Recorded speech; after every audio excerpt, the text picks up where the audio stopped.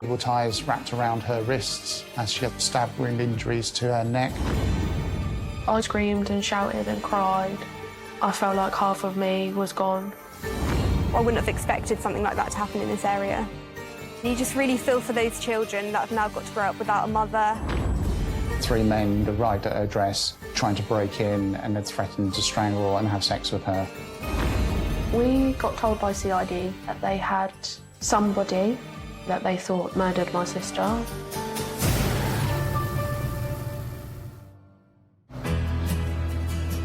On the south coast of Hampshire, on the Fareham Peninsula, lies Gosport. Once the base for the Navy supply chain, this picturesque town acts as a commuter hub for Portsmouth City across the harbour. The Gosport, I'd say, is quite a quiet place to live. It's got a lovely coastline, and it's quite good for families. There's quite good connections to schools around the area, and you can quite easily get across to Portsmouth, to Gunwharf. Yeah, I'd say it's quite a nice, relaxed place to live for families and also the elderly. Gosport really does have its own identity. The only way you can get there is either on ferry from Portsmouth or a couple of roads coming in and out of Gosport, so you very much feel like you're on the peninsula there, kind of isolated. I think there is quite a different culture. It seems it's quite separate from Portsmouth because of the water. We've got a really good leisure centre, lots of nice pubs, and there's always a park just literally round the corner. And you can get anywhere on a bicycle as well, because we've got fantastic cycle tracks here. We have a lot of people from all over the world really living here, and plus because it's naval, it just really has a lot of people here that are from all walks of life, really. You have areas where the housing is very close in, rammed together, and you have others, bigger, larger houses with the more affluent. In Gosport, especially with this road, you definitely could knock on any door and ask for help, definitely. And a lot of people have lived here all their lives. Which is true of 27-year-old Kelly Ann Case, who was born and spent most of her life in Gosport. When we was growing up, she was very bubbly. She loved to do dancing. She loved sports. She was very fun. We used to like doing like rollerblading when we was younger. We would do like all different activities, even if it was just walking to the beach and just acting like big children. Even though we was probably 15, 16, she would love it. We would argue and bicker, but it would never last very long. We would always make up within about half an hour. But Kelly had to grow up quickly, after she fell pregnant in her teens. Kelly was a very young mum, but she never pictured herself having children. But she told everybody it was the best thing she ever did. But being a single mum didn't stop her from finding the time for love. She was always lucky in love. Sometimes they didn't work out for many reasons, but she was always careful with who she loved and who she didn't love. She was actually on her own for a while because that's what she wanted. She wanted to be on her own, but in past relationships, she has been very lucky in love. She would always make people laugh, and she would always be like the highlight of the day, no matter how down you was or how low you was. She would always make you laugh.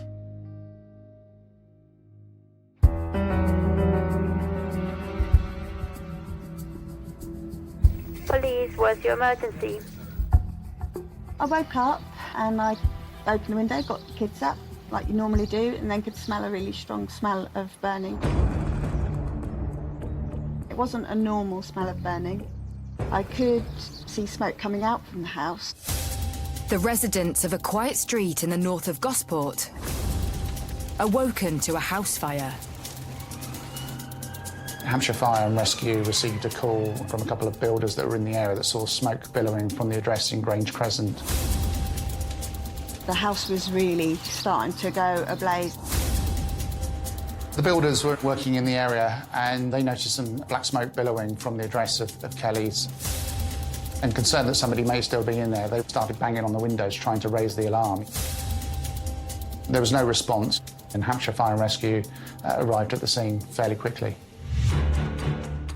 There was probably 4 or 5 firemen in the back garden, which is very, very tiny. The glass was starting to smash. They were in and out of the house, obviously with the hoses going and trying to put the fire out. Kelly's house is ablaze. And as neighbours watch, all thoughts turn to her children. Because I'd seen the children going in and out every so often, and I was thinking, oh no, I hope they're not there. I hope nobody's there. That's what my worry was. I wanted to know if the kids were there because it was just a bit heartbreaking, really. Fire crews break through the front door. They found 2 areas that were alight in the ground floor of the address and then searched the rest of the premises. The fire crews search the front bedrooms and find no one. But then, they make their way into the back bedroom. And it was inside there that the firefighters found a very shocking and grisly discovery of Kellyanne Case's body in her bedroom. Firefighters are suddenly confronted with a horrific scene. Kelly has been the victim of a brutal and sadistic attack. Fire officers are used to going into dangerous situations and dealing with traumatic incidents, but when they went upstairs, they weren't expecting to find what they saw, which was a naked female tied up with multiple stab wounds and an obviously slashed neck. I mean, it was pretty traumatic. What immediately happened then was the firefighters alerted the police whilst they tackled the fire that was still in the house. And over the next 2-3 hours, more fire engines and police cars. The road was pretty much full. And everyone was talking about it on Facebook and on what's happening down there. News spreads across the community and reaches Kelly's family. I immediately rushed to Kelly's house and then spoke to the police officer and asked whether it was my sister's house, and they confirmed that it was. 2 CID officers come up to me and my mum. They both turned around and said that there is a body and it is deceased. I kind of screamed and shouted and cried.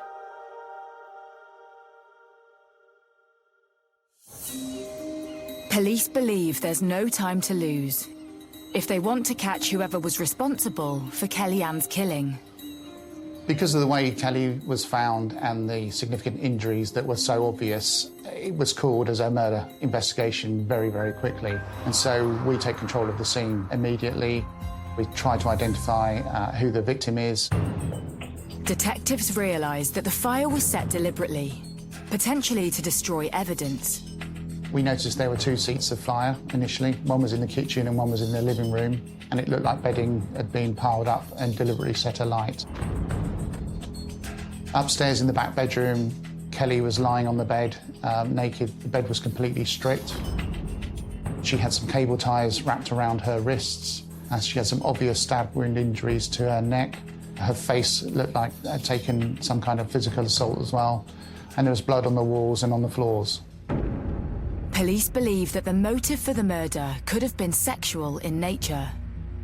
I think when you find a female naked in bed like that, tied up with cable ties, the assumption one has to make is that this is possibly a sexual assault. The pathology is then carried out. Can we then confirm that? The situation of Kelly's body and the manner in which she was attacked leads investigators to consider a terrifying possibility. Well, there's certainly a number of lines of inquiry and hypothesis that a senior investigating officer would form at the beginning of any homicide investigation, and one of those would be that this is a stranger attack. This is somebody who is not known to Kelly.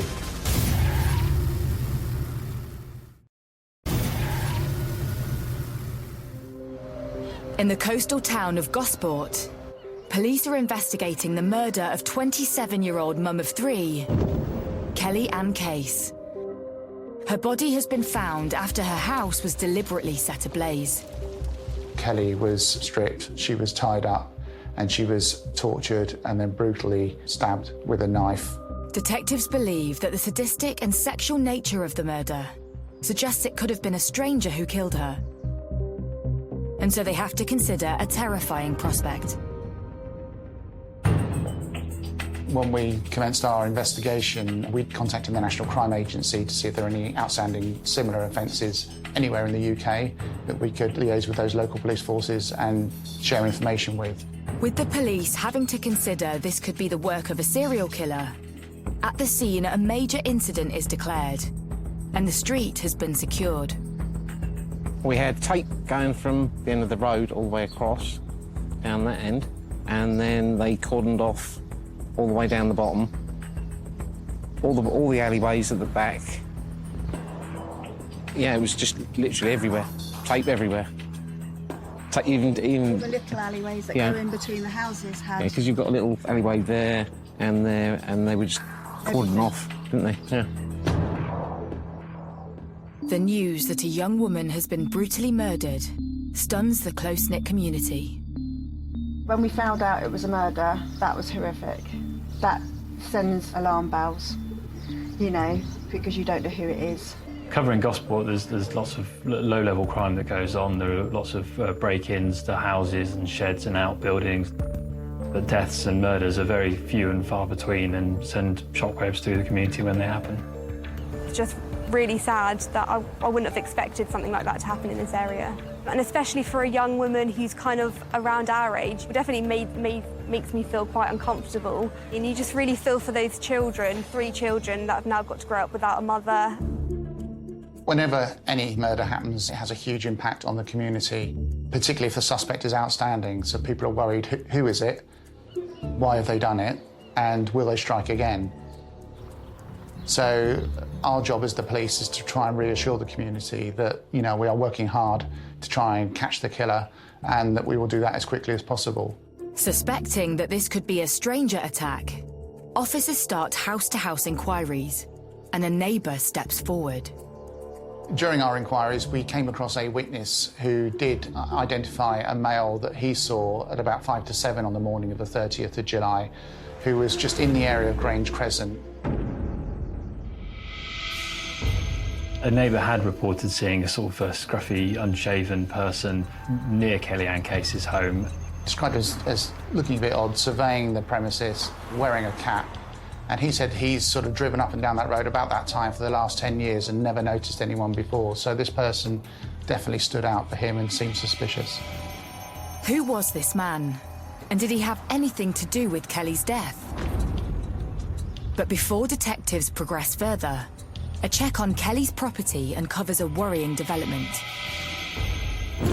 which places their theory of a random stranger attack in doubt.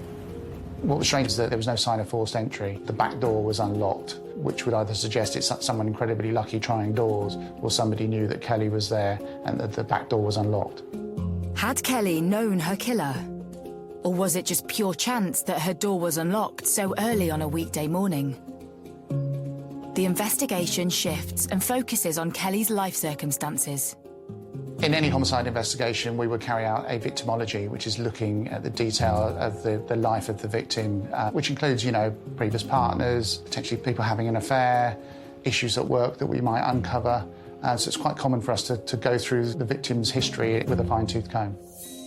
As detectives question friends and family, they uncover that Kelly was going through a difficult period in her life. Kelly struggled with a lot of different things in life. She was always open and honest with people, but when she did struggle, sometimes Kelly did drink. She'd fallen on some difficult times. She'd recently had her children taken off of her by social services on a temporary basis. She had issues with alcohol and drugs, and I would describe her as vulnerable. The investigation also uncovers elements about Kelly's lifestyle. I mean, Kelly was well known. She had a wide circle of friends. Her neighbours weren't big fans of hers, if I'm honest. She would have regular visitors to the address, 3 or 4 parties a week. She used to have parties with music and stuff. I had seen quite a few people going in and out of the house, obviously just thinking they were just friends. Often police would be called to access noise issues, antisocial behaviour issues, and she would probably hang around with the wrong people, I would suggest. As officers investigate further, evidence shows that Kelly had been threatened just a few months previously. Back in March 2019, Kelly had had some kind of party at her address, and there was an altercation there where the male ended up with a fractured jaw. And as a result of that, Kelly received some threats by family members of that man, and she had to flee the address for her own safety. So she left the area for some time and returned to Gosport a couple of months later. I think she left for about 3-4 months, but she couldn't be without her family, so she decided to come back. But with the threat still hanging over her, Kellyanne's neighbours noticed a change in her demeanour. She kept herself to herself. She used to hang around out her front door having cigarettes, and you'd walk past her and she wasn't very chatty. But we didn't see a lot of her, to be honest. No. Heard a lot of her, but didn't see a lot of her. Police believe Kellyanne was vulnerable and involved with some unsavoury characters. And after interviewing friends, key information points to a potential lead. She had had this row the night before with one of her friends, so that was key that we identify who they were. We wanted to establish what the row was about and who was involved. So lines of inquiry were set in relation to identifying those individuals. But we also found out through her phone that she'd been receiving threats from 3 men who had arrived at her address, were trying to break in and had threatened to strangle and have sex with her. This was told to one of her friends. And obviously through house to house, we'd established that people had been at that address during the evening at various times. So again, it was really keen to try and identify those individuals quickly, because they may have some vital information, or they may be the killer and they may have vital forensic evidence on them still. Could any of these people have something to do with Kelly's death? But before detectives can follow the leads, they get an unexpected call. A 32-year-old man called Will Valander comes forward. My sister was actually seeing Will Valander at the time. We believe that one of Kelly's family contacted Will Valander and they notified him of the death. It then quickly dawned on him that he was possibly one of the last people to see Kelly alive, having left her address at about 6:30 that morning. As soon as Valander made contact with the police, the decision was taken to arrest him on suspicion of Kelly's murder and seize his phone and his clothing so that we could then forensically examine those. One might question, well, if he's rang the police, why would you arrest him? Surely he's got nothing to hide.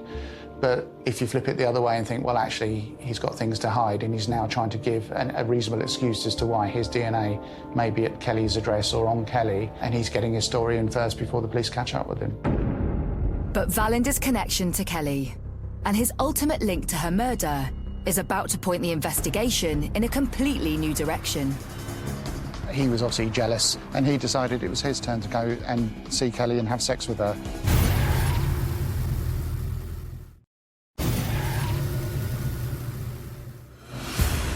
In Gosport, police are investigating the murder of mum of 3, Kellyanne Case, who was found stripped, bound and stabbed after her house was set on fire. The day before she died, Kellyanne told her friends that 3 men had turned up at her house, threatening to break in and rape her. Police also have a report of a suspicious man loitering outside her house in the early hours of the morning. But all attention has fallen on Will Valander, who has been arrested on suspicion of Kellyanne's murder. When I found out Kellyanne was murdered, I felt like half of me was gone.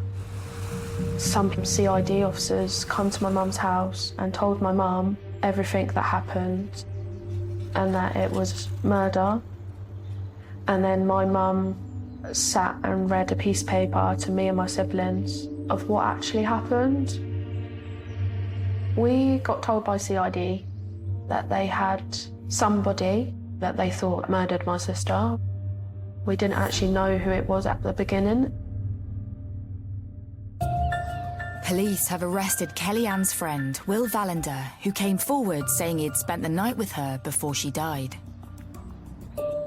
When Will Valander was in custody, he was interviewed by detectives, and actually he gave a very detailed account of what his movements were the night before Kelly's death. And he explained that he'd been drinking most of the day.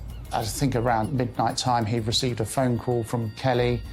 She was quite upset. She said she'd had some people round earlier in the evening. She'd fallen out with one of them, and could he come round?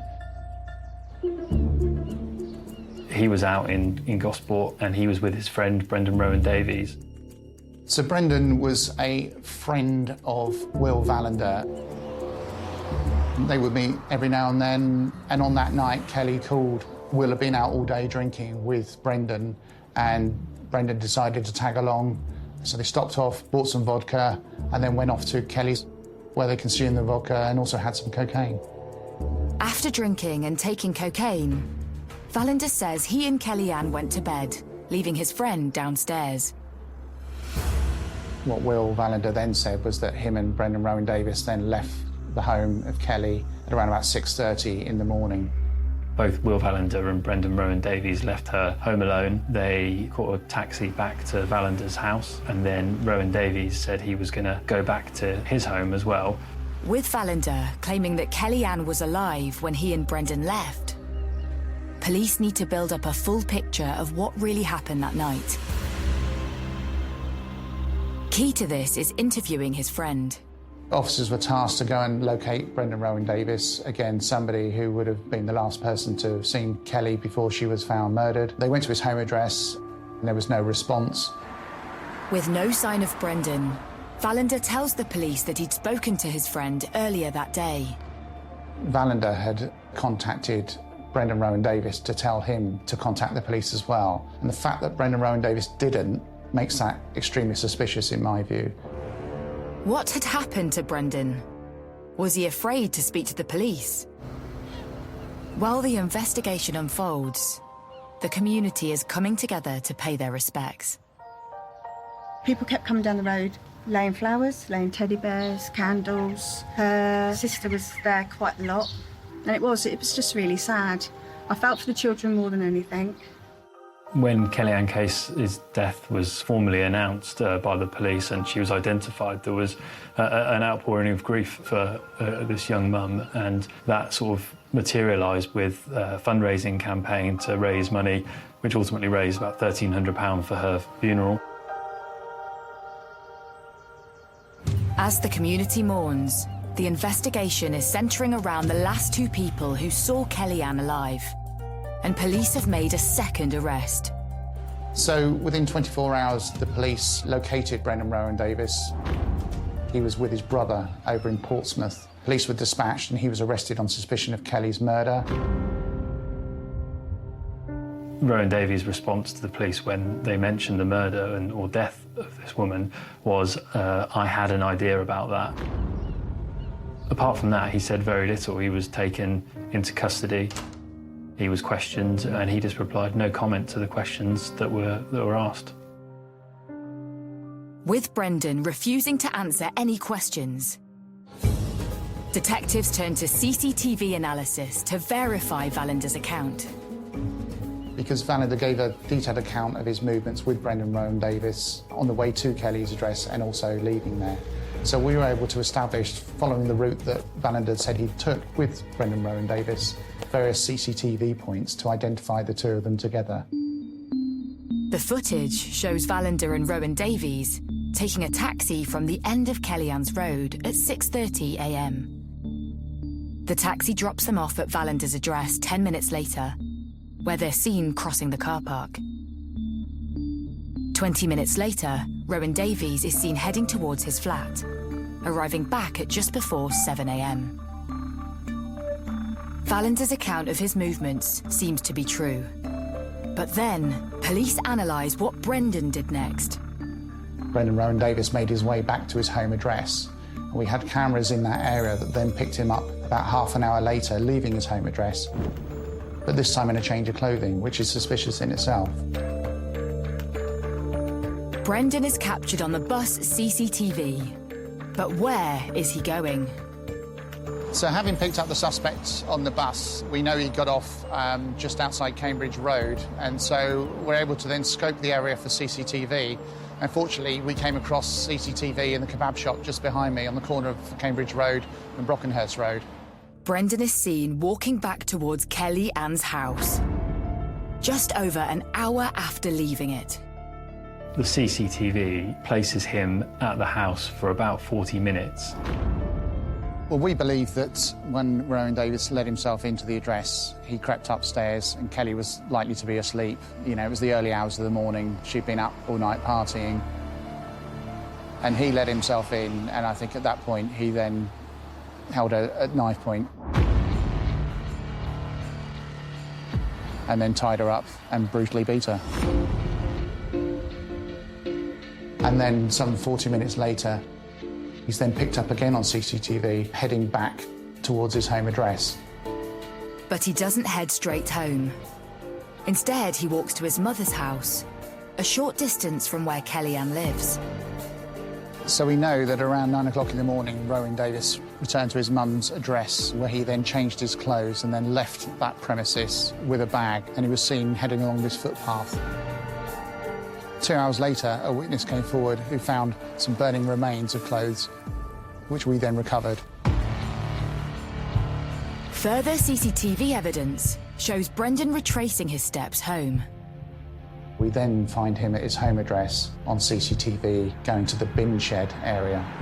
But this time he's carrying 2 bags, one blue one and one white one, and he disposes of them. Police immediately search his property and the bins. What they find is a pair of knickers, which they believe to be Kelly's, and also some training shoes that have some blood on them. Police also find items which match those found on the victim. Kelly was bound up on the bed and she was tied up with some cable ties around her wrists.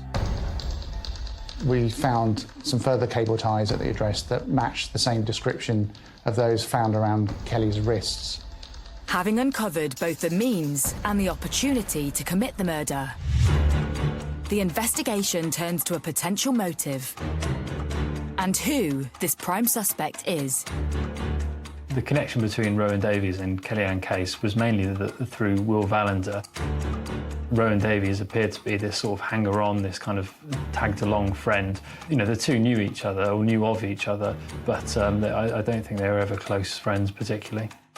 He was a big man. He was 6'3", quite a strong man. We understand he had a low IQ, about 50 or 60, and he also had learning disabilities, including dyslexia. He was known to the police. He had about 6 previous convictions, but the most alarming one was a previous conviction for burglary of a house he broke into where the female was still on the premises. So a really concerning MO, I would suggest. Detectives believe they have their killer, and when forensics return, it confirms their suspicions. We then get the forensic results on the cable ties that were found around Kelly's wrists. And they have Kelly's DNA on them, obviously, but they also have Rowan Davis's DNA on them.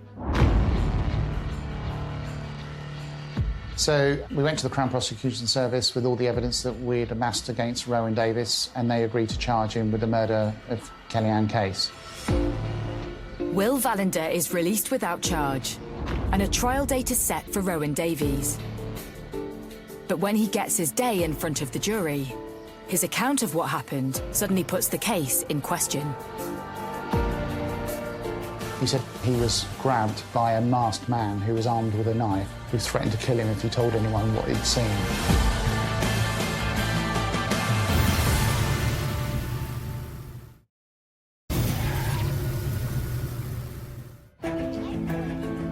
In Gosport, Hampshire, police have charged Brendan Rowan Davies with the brutal murder of mother of 3, Kellyanne Case. CCTV footage shows that after spending the night partying with Kellyanne and her friend, Rowan Davies returned to her house on the morning after. His DNA has been found on zip ties used to restrain her, and the blood found on his trainers is Kellyanne's. But he denies murder. Whilst police believe they have a solid case, they also have concerns as the trial approaches. As not only was an unknown man spotted loitering outside Kellyanne's house on the morning of the murder, but she had recently been threatened. The fact that we had these issues, these unknowns of potentially people threatening Kelly in the past, death threats to Kelly, people falling out with her, that was the biggest concern, is that we needed to convince the jury that Brendan Rowan Davis was the person responsible.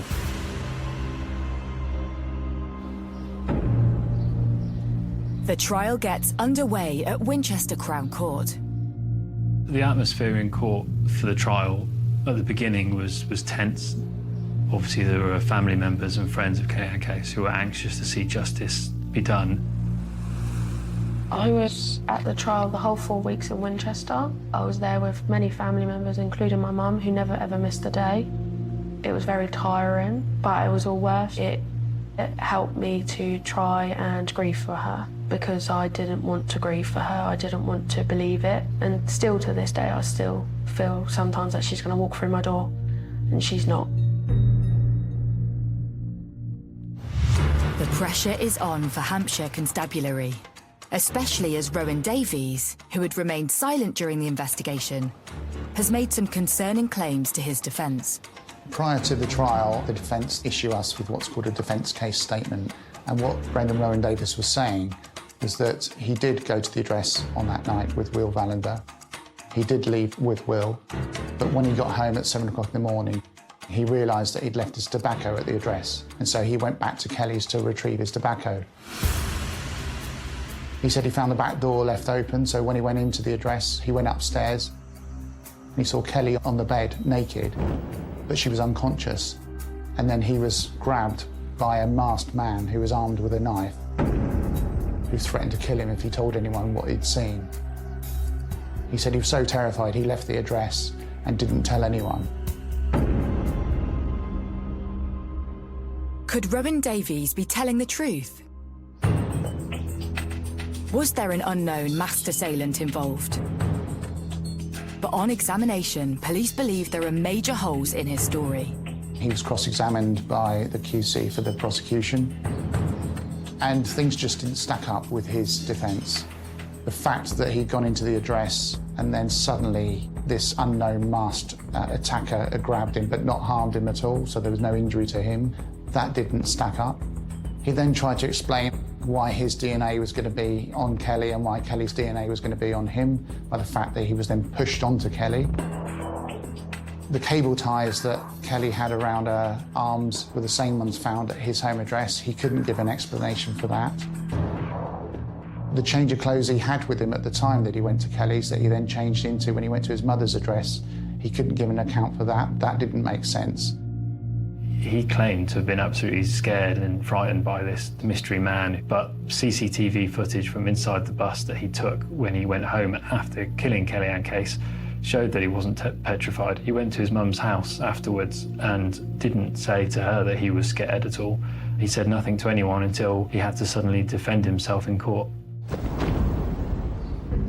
By Rowan Davies' account, he left Kellyanne alive but unconscious with the masked assailant at 8:30 a.m. But just 3 minutes later, builders noticed smoke coming from Kelly's house. The timings of Rowan Davies's account don't stack up. In court, there was a lot of disbelief as to what Rowan Davies was actually saying. Under cross-examination, Rowan Davies is asked how the masked assailant could have tortured Kellyanne, killed her and set fire to the house in the 3 minutes after he left. His whole case was that within about a 3-minute window, this mystery man had murdered Kellyanne Case, and that Rowan Davies had walked off terrified, too scared to tell anyone about it. Rowan Davies' whole case seemed to be ludicrously implausible, just didn't seem to have been able to happen at all. I thought Brendan's story was rubbish. This third person would not have allowed him to walk out of the house. You're not going to allow a person that have just witnessed you kill somebody, you're not going to allow them to walk. And in that space of grabbing his backy and then walking out of my sister's back door, not running, walking. Whilst Rowan Davies' account is under scrutiny, the prosecution know they need to establish a motive for murder. Brendan Rowan Davies clearly had some sort of sexual interest in her. It emerged at the trial that he'd said to her that he'd always fancied her.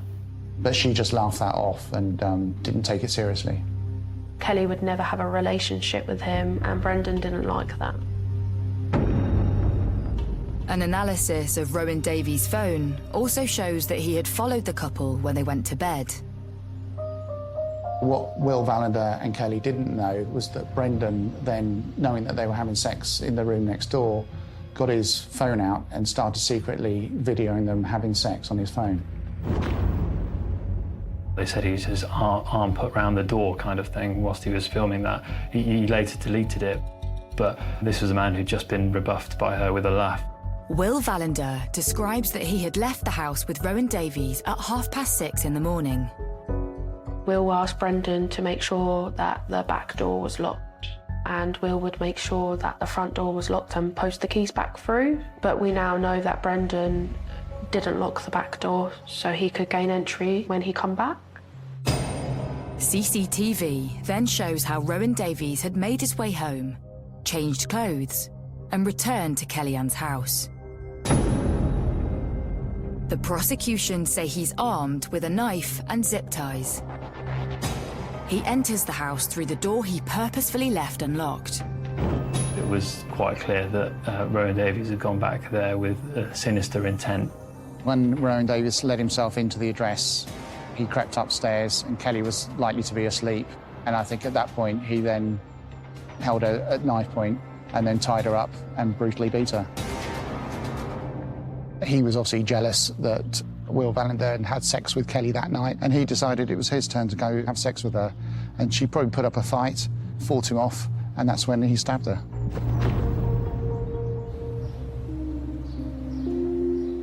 In court, it's revealed that the knife wounds Kellyanne suffered were likely to be from an attempt to torture and control her. When the pathologist gave evidence at the murder trial, he told how Kellyanne Case had suffered some horrific injuries, and he had to show sort of CGI reconstructions of these and stab wounds and slash wounds to her neck. She did also have broken ribs, broken bones in her body from what it emerged at trial may have been a panicking Rowan Davies who tried to sort of revive her. We did get told in trial that she would have felt it and it would have been very painful. She had multiple stab wounds from her chest to near her hips, just basically prodding her with a knife. And he cut her throat 7 to 10 times. It has played on my mind a lot, but she would have bled out really fast and she wouldn't have felt it after a couple of minutes because her whole body would have just gone numb. The prosecution say that Rowan Davies then stripped the bed and used the bedding to set the house on fire. He then walked to his mother's house, where he changed into clothes he brought with him, and later goes to a nearby alley to burn the ones he had worn to kill Kellyanne. But he does keep one item, a pair of women's underwear. And one might think this is possibly a trophy that Rowan Davies has kept as a result of this horrific crime. He had taken them believing that they were Kelly's when in fact they belonged to a friend. Rowan Davies is cross-examined for 4 days, and his account of Kellyanne on the night before she died is one of concern. He was talking about things like how he was consoling Kellyanne Case because she wanted to, according to Rowan Davies, sort of kill herself that night because her children had been taken away from her. It's then disclosed to the jury that Rowan Davies had been convicted of burglary 2 years previously. He'd actually gone into a Gosport mum's house, kind of barged his way into the door, and the mum and children had to barricade themselves in a bedroom upstairs. But when the mum and her children came out, they found a butter knife that was on the stairs. When he was arrested for it, he was telling the police that he had heard someone was burgling the house, and that's why he'd acted and gone in, painting himself as a good Samaritan.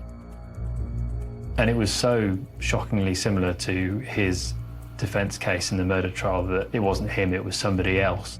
I think that was a really chilling moment in the trial. But the defence have one final seed of doubt to cast. The account of the 3 men whom Kelly had said were threatening to break in, rape and strangle her just a day before she died. There is this fly in the ointment, was these 3 unknown people that had allegedly threatened Kelly 24 hours before that, threatened to break into her house and sexually assault her, and we never identified those individuals. I would suggest they probably didn't exist and were part of Kelly's paranoia at that time. As laughable as his defence case statement was, what was concerning for me is that there is a fly in the ointment there, for want of a better word. And all the defence need is to cast reasonable doubt around the account that the police say had happened, and then Brendan Rowan Davies walks. After 3 weeks of hearing the evidence, The jury retires to consider the case. The courtroom is an emotionally charged area at the best of times, and when you know the jury are coming back with a verdict, everyone is on tenterhooks, you know, waiting for that verdict, and you hope as a police officer it's going to go your way, and you hope for the family it's going to go their way as well. The jury returns to the courtroom after 4 hours of deliberating. After 16 days at trial, the jury came back unanimously with guilty verdict of murder. And Rowan Davies was sentenced to 30 years imprisonment. I was intently looking at Rowan Davies and I saw him just sort of shaking his head as the foreman read out the guilty verdict. When we found out that he was sentenced 30 years without parole, my family and me was happy that we got the justice for my sister, but it was never going to bring her back. I personally think that he is vile, he's disgusting, and I hope to God I'll never see him again. I think he's a very, very sick individual that should never ever be released. I believe if you take a life like that and you murder someone so horribly, I think you take a life, you should serve life. Yeah, life should be life, not 10 years, 20 years, 30 years, whatever it is, or you can get out of good behaviour and stuff like that. Life should be life.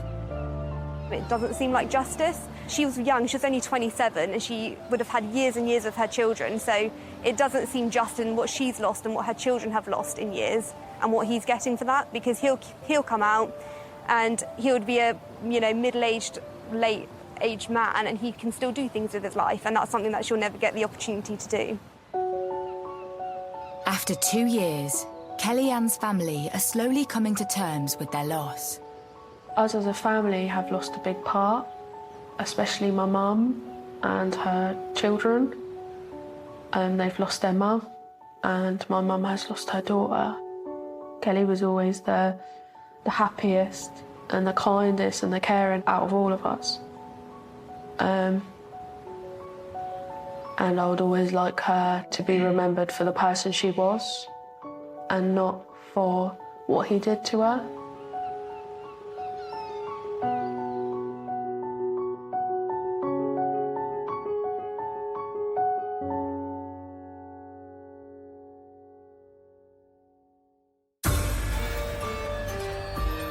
And Killer in My Village continues with the story of a 29-year-old who met a brutal demise at the hands of her ex-husband. True crime every weeknight at 11 on Sky Mix.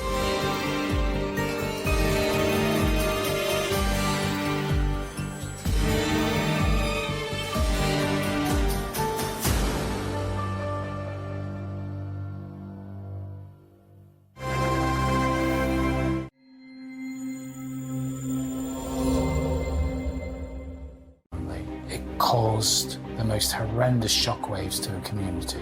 You could sense that a village like this wasn't used to crime of that degree. There was no possibility that he could be tried again for that offence. I think it gave him this powerful energy that he used to terrorise people. His behaviour was vile. This was a historic ruling in terms of double jeopardy. It was legally groundbreaking. It was high stakes. This was the first in the country. He clearly thought he'd effectively got away with it.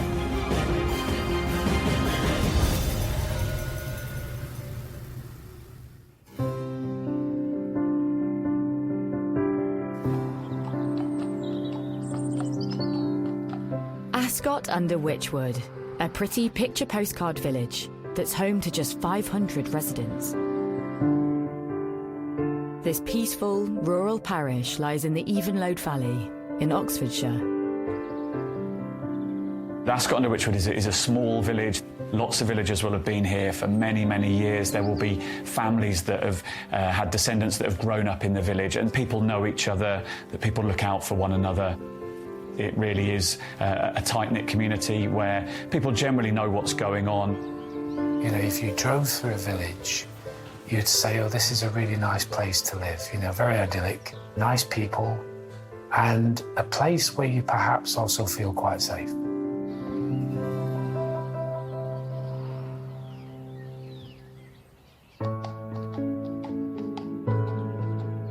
In this idyllic Oxfordshire village lives mum of two, Vicky Thompson.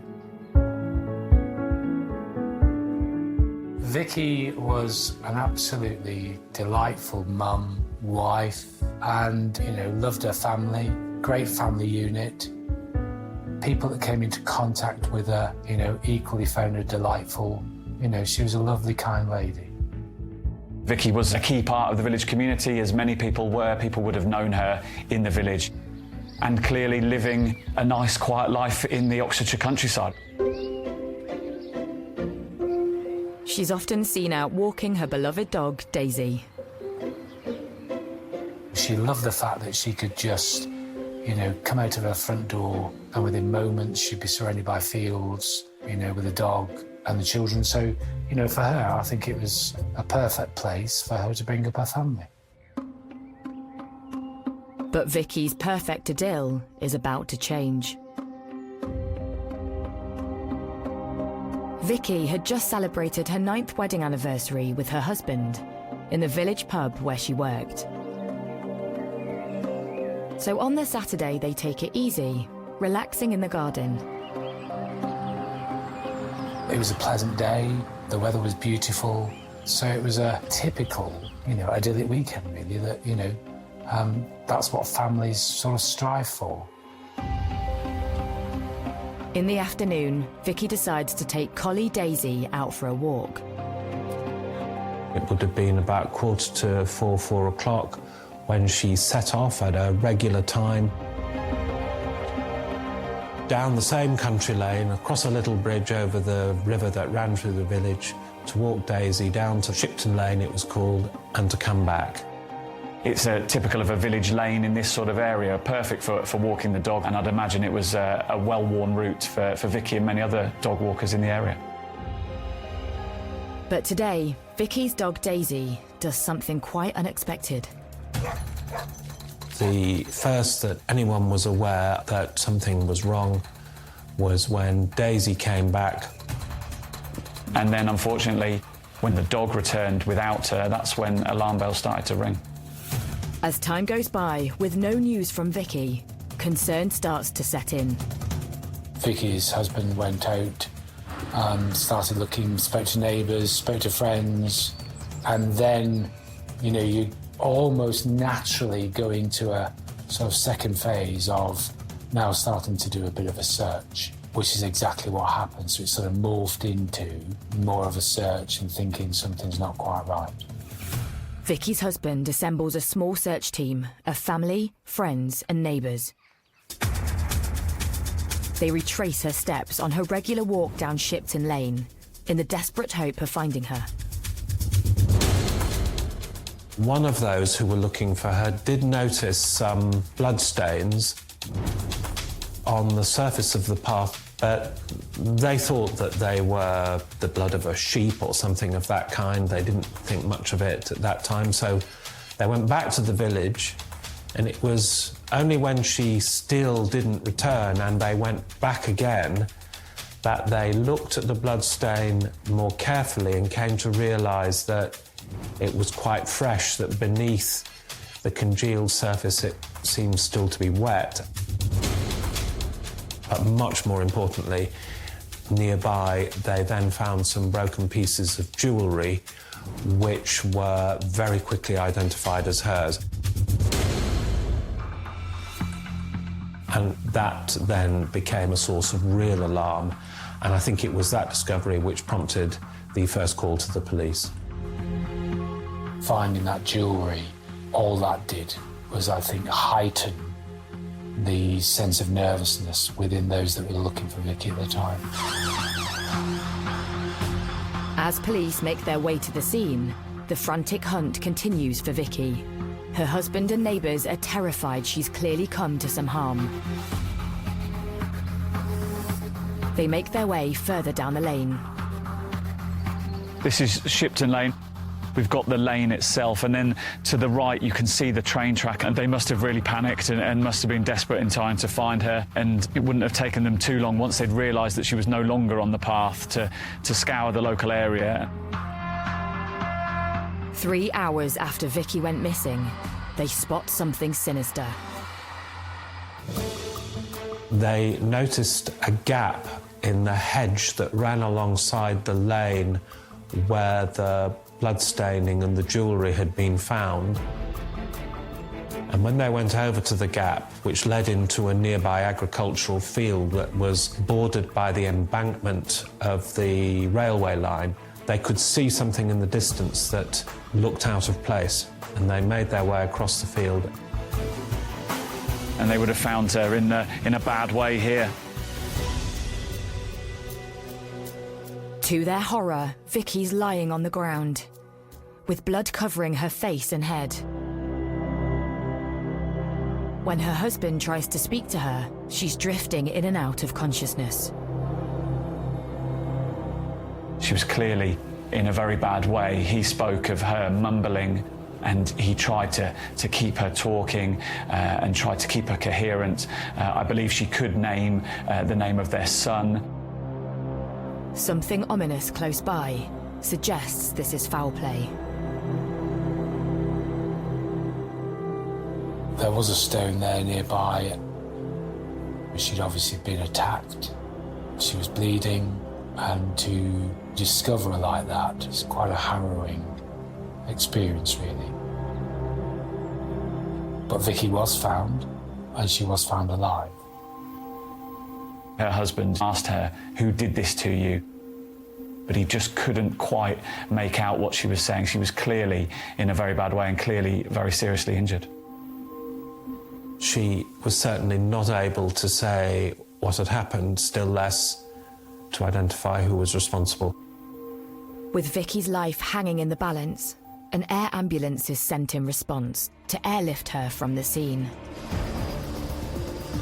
Time was of the essence to call in an air ambulance. That must have meant that she was clearly very gravely injured. And so she was airlifted to hospital. She's flown straight to Oxford's John Radcliffe Hospital, which specialises in treating brain injuries. She'd suffered multiple blows with a hard object to her head, which had caused skull fractures and serious brain damage. As police secure the crime scene, their minds turn to the violent attacker on the loose.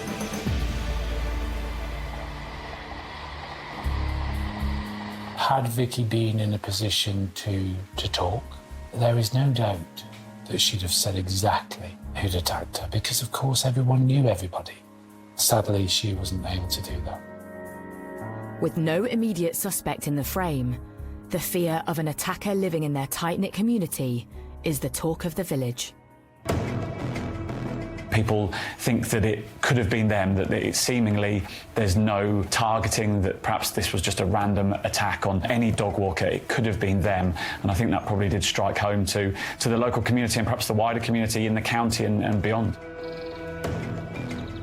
Within the community, there's no doubt that it was colossal.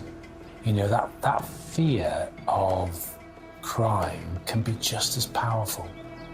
And when you've got a small community that has been completely rocked by what unfolded, there's no doubt that it impacted that community severely. Over the next 6 days in intensive care, Vicky Thompson fights for her life.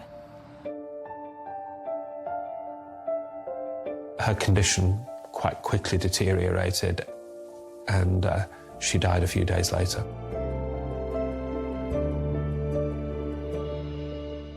And the cause of her death was blunt force head injury.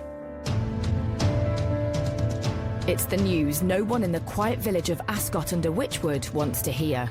Vicky's violent assault has now become murder. As a reporter, I've covered many incidences of dog walkers being attacked, and they strike a chord with people. But when it develops into a murder, then I think it really does chill people locally.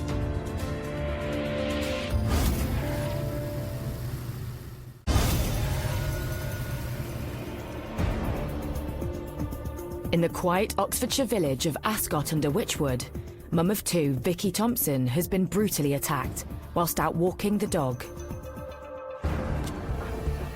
and dies 6 days later from her injuries. With Vicky's violent killer still at large, her community and the wider public are in shock. The profile of the case, of course, was substantially enhanced by where it took place, because this was a late summer's afternoon, a woman in a little English village walking her dog. These were circumstances which, upon reading them, people would think were nightmarish. This was not something that was supposed to happen. And I think for that combination of reasons, it very quickly attracted a great deal of publicity. So the pressure's on for Thames Valley Police to track down Vicky's brutal attacker. This is the area where the incident occurred, and it is typical of an Oxfordshire village. We're on the edge of the Cotswolds, and it is a lane. You can clearly see why it was popular with dog walkers. It's the kind of lane that's quite overgrown. It's the kind of area that someone who didn't want to be seen could perhaps sort of conceal themselves and look as people walked along. We've got the railway line to my right here, the embankment, which is where Vicky was found. Since the assault, police have been sweeping the area, looking for clues that could lead to the killer. Looking at the lane, looking at the jewellery that was found, it was a view that perhaps where she was found wasn't necessarily where she was ultimately attacked at the time. Scenes of crime officers retrace the killer's steps, back to the bloodstains on the path where they believe the attack happened. As with all crime scenes, that becomes the most fundamental starting point of your investigation. Because what's left behind is what you need to try and secure. At the attack scene, clumps of blood-stained hair are found on nearby rocks. Vicky was clearly struck about the head with a blunt instrument, potentially a rock or a stone, and clearly suffered very serious head injuries. It then appears that she was moved somehow, perhaps dragged over towards a railway line. Although the attack happened in broad daylight, investigators have got their work cut out finding any witnesses. This is the Cotswold line. It is a pretty quiet line. There isn't a main line. There won't be too many trains coming past at any time of day. And so no one would have really witnessed it. There wouldn't be too much passing traffic. Police are also trying to work out why Vicky was dumped by the railway line. Potentially moving Vicky's body or moving her unconscious body towards the embankment might have concealed what had happened, that potentially it might have been made to look like an accident, but there was no real motive put forward for why she was moved closer towards this railway embankment. But 200 metres from the scene of the attack, officers make an intriguing find. In a hedge was found a plastic bag which contained 2 items of ladies' underwear that were discovered to have been contaminated with semen. This was obviously a hugely significant find, both because of what it was and because of where it took place. Although the underwear does not belong to Vicky, it's sent off to the lab for DNA analysis. Meanwhile, police continue the hunt for potential witnesses to the attack. 2,500 people would eventually be interviewed in the surrounding area. A huge amount of work was done. House to house was done, lots of statements taken.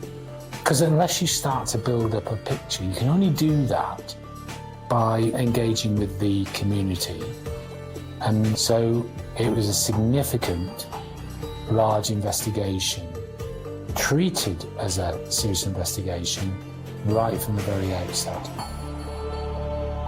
But in the village, one name starts coming up on the doorstep.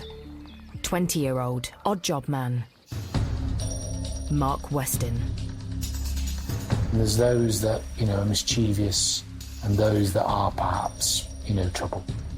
Mark Weston was trouble, not mischievous, he was trouble. And the investigation identified Mark Weston as a key suspect, and they had every reason to do so. And police are told Weston is often seen on the path leading towards the crime scene, Shipton Lane. He used to go down there. I mean, this is a chap, you know, we've got to bear in mind, he didn't have a day job. He hanged around.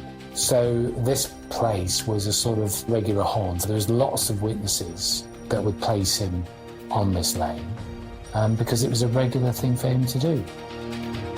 Through door-to-door inquiries, 4 separate villagers tell police they saw Weston heading towards Shipton Lane just before the approximate time of Vicky's attack. The local post office clerk claims she saw him looking alarmed, covered in sweat, and running away from the village only an hour later.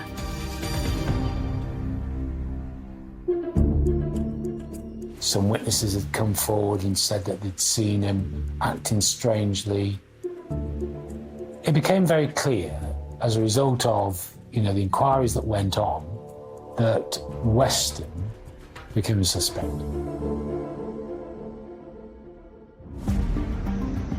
So police pay a visit to Mark Weston. On the morning of the murder, he claims he went fishing and shopping, but was at home all afternoon during the time of the attack. 3 days later, when police question him again, his story changes, and he says he was at home all day. 5 days later, it's a different story. Weston claims he actually left his house at 5 p.m, not long after the attack, to call on his neighbours who weren't in. But Weston's neighbours beg to differ. They say they had been at home at the time Weston said he'd visited and had never seen him. For police, something doesn't stack up. There are conflicting reports about where he was. All this sort of stuff was coming in that conflicted with what Mark was saying. It would be right to look at him very carefully. But looking very carefully is one thing. Having the evidence to support an arrest is another. But when scenes of crime officers search his garden 4 weeks after the murder, they find the charred remains of a sweatshirt or jacket that he's attempted to burn. As the investigation went on, other evidence started becoming apparent about, you know, burning of clothes. And so there's a few things that led the investigation to Mark Weston. Today, police have arrested a 20-year-old man in the investigation into the murder of Vicky Thompson. As the evidence builds, Mark Weston is arrested and taken in for questioning. He maintains his story, that he was at home at the time of Vicky's attack. Meanwhile, police search his house, seizing some of his clothing, including a pair of his boots. They are sent off for forensic analysis. The results come back to the senior investigating officer. The SIO at the time asked the question, was there blood on this boot? The answer came back, no. You can't do any more with that. The question's been asked, and the answer was given. Weston is released, and the police continue their inquiries. But soon, the lab has more news, and this time it could turn the case on its head. The lady's underwear found near the crime scene has a DNA result for the body fluids found on them. It matches Mark Weston. That became a key piece of evidence. It linked Mark Weston to the scene, no question at all.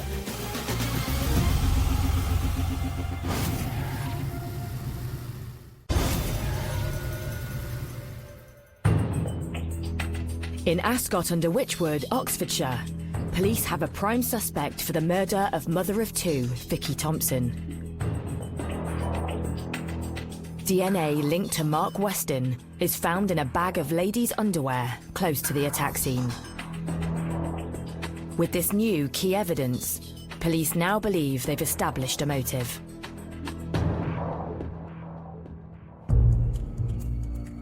He quite possibly was seen by Vicky performing a sex act and perhaps reacted angrily to Vicky, perhaps accosting him and asking him what's going on, and then things escalated from there.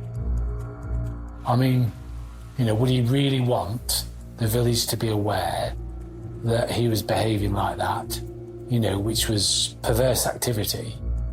I think he was threatened with humiliation and possibly worse. And I think the initial violence that he used was in temper and spontaneous. Once things start to go wrong, they get worse. And I'm afraid I think that's what happened here. As Weston is put under the spotlight, more evidence is uncovered, linking to the bag of underwear found near the attack scene. During a search of a narrow watercourse that ran down the back of the gardens of the houses in the street where he lived was another plastic bag in which were found other items of ladies' underwear which had been placed there or an attempt had been made to conceal them after the day of the attack. He did not want items of ladies' underwear to be found in his home which would connect him to the scene, and so he had separately disposed of those so as to prevent that connection from being made.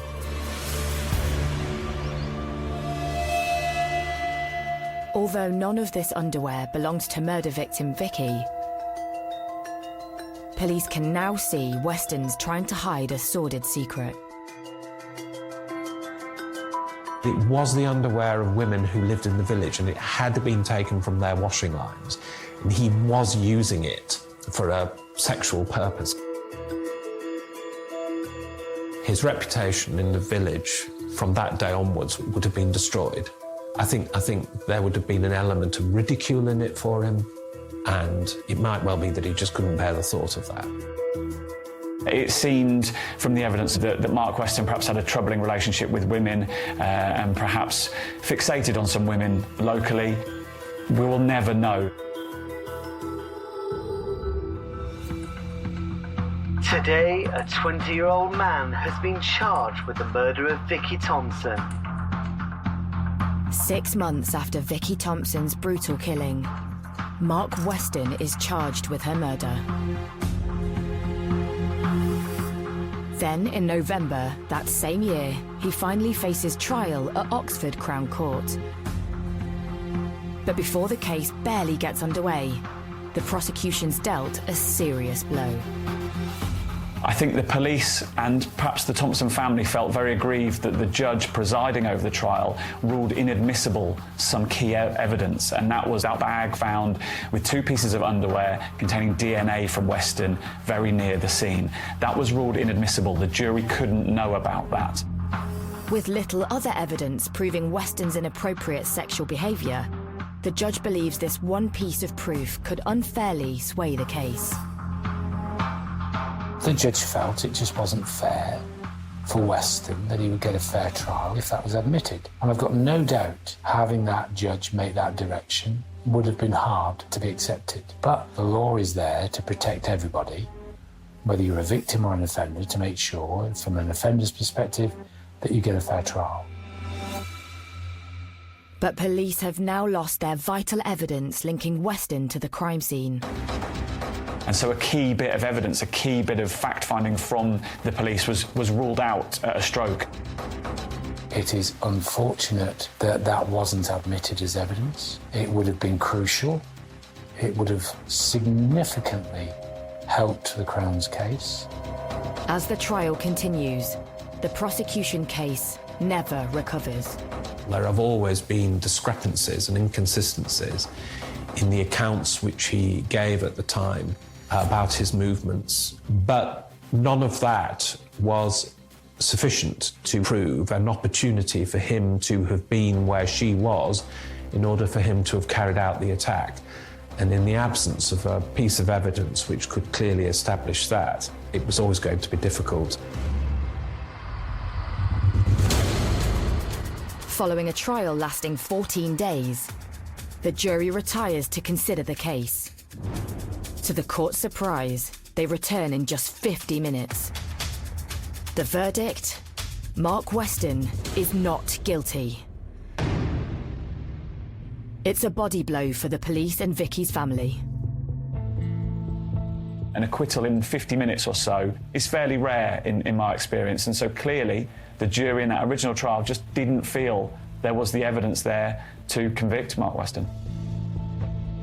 An acquittal so quickly after retirement was interpreted as a declaration of innocence, a statement by the jury not merely that it hadn't been proved that it was him, but that it very definitely wasn't him. It is very disappointing when a jury does come back and return a verdict of not guilty, when you know and you strongly believe that that person is guilty. The case was thrown out very quickly, and so the police and Thompson's family and friends clearly walked away from the Crown Court that day very disappointed indeed. They made their decision at the time that had to be accepted. Mark Weston even appears on local news to boast about his acquittal. Cleared of murder, Mark Weston is this morning back with his family. Well, I've done nothing wrong, but they still kept saying it was me, though it wasn't. But now they've come to realise they had the wrong person. And to add salt to their wounds, Thames Valley Police comes under fire from the unlikeliest of places. Following the acquittal, one of the jurors felt sufficiently strong about what they had observed during those proceedings to write directly to Mr. Weston, suggesting that he might sue the Thames Valley Police for a wrongful prosecution. Although Weston secures legal aid to do this, his case runs out of steam. So he turns to other ideas of how to seek revenge. There's a thought that you might quietly just go back and just be perhaps under the radar. Weston was none of that.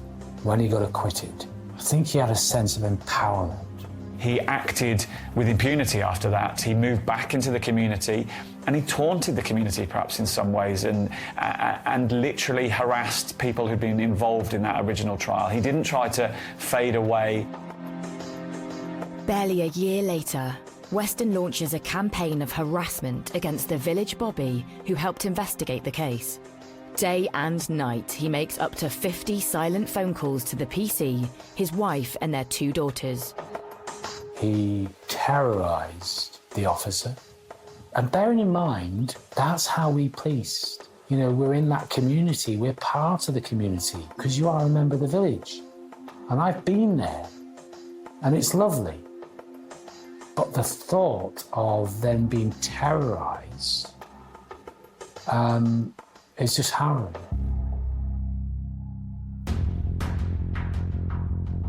After police put video surveillance on the village phone box and record Weston's phone calls, he's convicted for harassment. Weston is sentenced to a 2-year conditional discharge and a restraining order. So next, Weston moves on to another villager who also provided evidence in his murder case. I believe he put some posters up around the village and he made remarks about people being a grass, and clearly he went on the offensive. Weston shines lights into his neighbour's house and posts threatening notes through her door.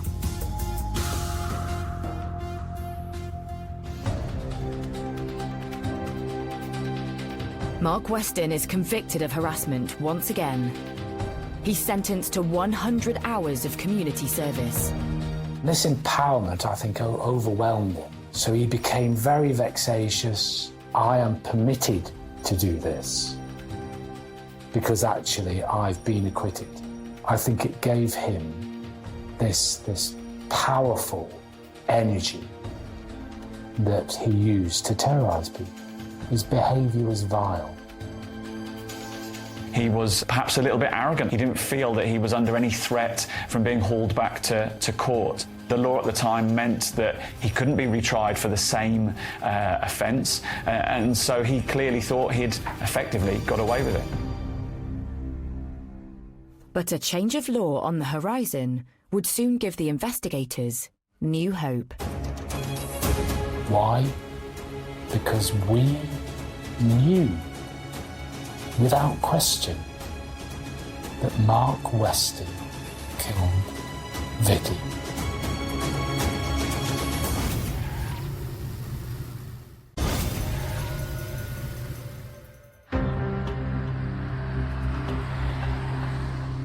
Ascot under Wychwood, Oxfordshire. In spite of proof linking Mark Weston to the murder of villager Vicky Thompson, he's acquitted in court. And the so-called double jeopardy law means Weston will never face justice again, even if new evidence comes to light. It was a horrific attack, and her family must have been deeply troubled by no one having been convicted of her murder. But in 2003, there's fresh hope. Parliament passed an act which abolished the common law rule of double jeopardy, permitting, in limited circumstances, the prosecution for a second time of the same individual for the same offence. 2 years later, on the 10th anniversary of Vicky's tragic murder, Thames Valley Police's cold case review team reopens the investigation, with then Detective Superintendent Barry Halliday leading the unit. That was typically one of the cases that was immediately identified as needing to be reviewed. That didn't mean it was easy for prosecutors to bring another case. It was, in fact, there was a very high bar for the prosecution to succeed. They'd also need compelling, fresh, new evidence. They knew that a murderer had walked free after that initial trial, and they just needed that one piece of evidence to get him, to nail him, to get their man. The light bulb moment for investigators comes from another high-profile case that hit the headlines 5 years earlier. The murder of Peckham schoolboy, Damilola Taylor. The senior police officer was attending a lecture on how, upon the first investigation of the death of that little boy, highly incriminating bloodstains had not been detected upon items of clothing being examined by scientists during the investigation, and how difficult it is sometimes to find them. So detectives try and hunt down any of Weston's belongings that weren't returned to him following the first investigation. They're in luck. Weston's boots are found in one of the Force's exhibit stores. Could they contain that golden nugget of proof police desperately need? There was no harm in sending those boots back in. Fresh pair of eyes, fresh forensic opportunities, and testing and examination, and just be sure that there was no forensics on those boots. In the 10 years since the boots last saw the light of day, forensic techniques have massively evolved. The changes in procedures for searching for blood would involve a change in the sorts of lights that we regularly use. We now use a fibre optic lamp, and that has a halogen bulb in it. Previously, people just used perhaps an overbench light with a tungsten bulb in it. And we know that that change in lighting is much better for looking for bloodstains. The other change is that we will more regularly use a low-power microscope to search an item for blood, whereas previously that wasn't routinely used.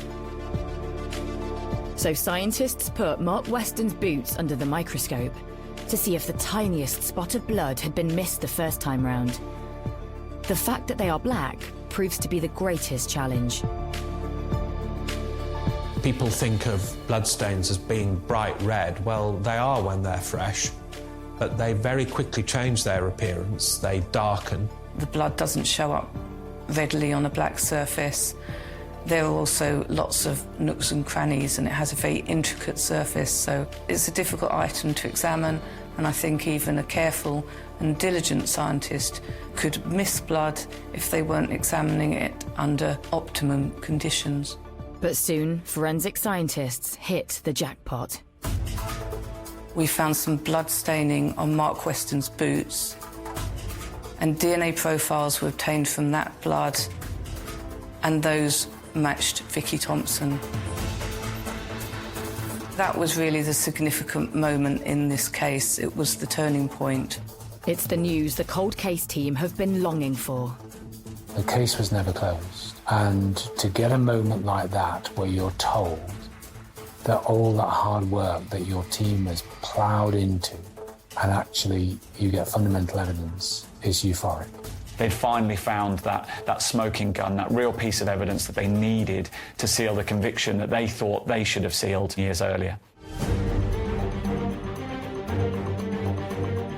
After 4 years spent rebuilding their case, police swoop in to rearrest Mark Weston. He was absolutely, frankly furious. You know, he was adamant, arrogant, can't believe this is happening to me again. You know, that sort of behaviour. So all the evidence was presented to him, including the overwhelming evidence of the blood of Vicky on his own boots. Absolutely no response from him at all accepting any responsibility or liability for Vicky's death. A complete and utter denial. But the police aren't home and dry with a prosecution yet. Next, they have to convince a court of appeal. And these are uncharted waters. It's one of the first times a double jeopardy case has been heard before the court. Our case was made very strongly, and then there is that huge sense of nervousness whilst you're waiting for the decision. After weeks of waiting, police and prosecutors finally get news. Given how compelling the evidence was, the Court of Appeal made the decision that it was in the interests of justice for Mr. Weston to be tried again, and his acquittal was quashed. That was agonising, you know, waiting. But the news came back. You are elated. It was a great moment when we heard that the Court of Appeal had overturned the acquittal. This was a historic ruling in terms of double jeopardy and introducing new scientific evidence. 5 months later, Weston finally hears the murder case against him for a second time. There was a real sense that Thames Valley Police had been given a second chance here, and so there was a sense of tension that the police were gambling in a sense, that this was their final throw of the dice. It was high stakes. The tension was immense, and Weston continued to be as arrogant as ever. But this time, the discovery of underwear near the crime scene linked to Weston is allowed to be heard in court. It's clear even he can't explain away the overwhelming evidence against him. There wasn't going to be much anybody could do about the fact that her blood was found on his boots. The scientific evidence this time round was simply unanswerable. Perhaps he knew that his time was finally up, and that last piece of evidence was crucial, and he couldn't fight this any longer. But Weston's fate is once again in the hands of the jury as they retire to consider their verdict. The trial was absolutely extremely intense. That wait was probably the most sensitive, nervous time I've ever experienced. The jury delivers their verdict. Mark Weston is finally found guilty of Vicky Thompson's murder. 15 years after her death, the judge jails him for a minimum of 13 years. This arrogant man, this man who'd sort of taunted those who tried to bring him to justice, was finally behind bars. It's a relief to the husband who comforted his dying wife after Weston's vicious attack. doesn't bring back his wife, and nothing can, of course, but it was the verdict they wanted. It was big, it was significant, but let's not lose sight of the real fact here. The real fact here is Vicky lost her life. She shouldn't have done. It broke a family. It caused the most horrendous shockwaves to a community. And this individual evaded capture for all those years. And the case will forever be etched in the memory of the quiet Oxfordshire village of Ascot under Wychwood. It was clearly a case that had a big impact locally and perhaps continues to do. People haven't forgotten what's happened, and so that case does still live long in the memory locally. And what of Mark Weston himself? There's no remorse, there's no acceptance. This was a miscarriage of justice. Well, that was rich. A miscarriage of justice occurred years ago.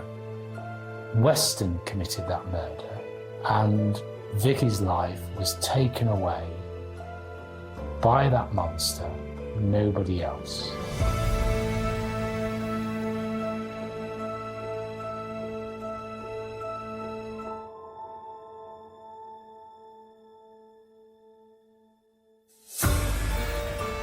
Gripping from the get-go, witnessing a murder is just the tip of the iceberg. The mob offers a way out and a tough decision in The Cleaning Lady, available now on Sky Witness with a new episode every Monday.